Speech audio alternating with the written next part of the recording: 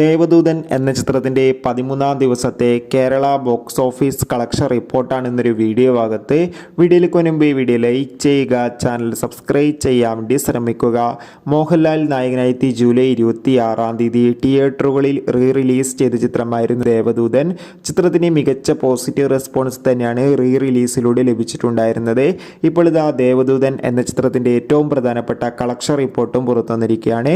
ചിത്രത്തിന് അത്യാവശ്യം ഒരു ആവറേജ് ബുക്കിംഗ് നടക്കുന്നത് കൊണ്ട് തന്നെ 13-ാം ദിവസം മാത്രം കേരളത്തിൽ നിന്ന് ഏകദേശം 2 ലക്ഷത്തിന് മുകളിലെങ്കിലും കളക്ഷൻ ലഭിക്കുമെന്നാണ് ട്രാക്കിംഗ് റിപ്പോർട്ടുകൾ സൂചിപ്പിക്കുന്നത്. കാത്തിരിക്കാം ദേവദൂതൻ എന്ന ചിത്രത്തിൻ്റെ കൂടുതൽ അപ്ഡേറ്റിനായി. ചിത്രം കണ്ടവരുടെ അഭിപ്രായം കമൻറ്റ് ചെയ്യുക. ഈ വരുന്ന ഓഗസ്റ്റ് മാസം ധാരാളം ചിത്രങ്ങൾ ഇനി അങ്ങോട്ട് OTT റിലീസ് ചെയ്യാൻ പോവുകയാണ്. നമ്മുടെ ചാനൽ ഭാഗം പരിശോധിച്ചാൽ ആ വീഡിയോയ്ക്ക് നിങ്ങൾക്ക് കാണാം. കൂടുതൽ സിനിമാ വാർത്തകൾക്കായി നമ്മുടെ ചാനൽ ഇപ്പോൾ തന്നെ സബ്സ്ക്രൈബ് ചെയ്യാൻ വേണ്ടി പരിഗണിക്കുക. Bye bye.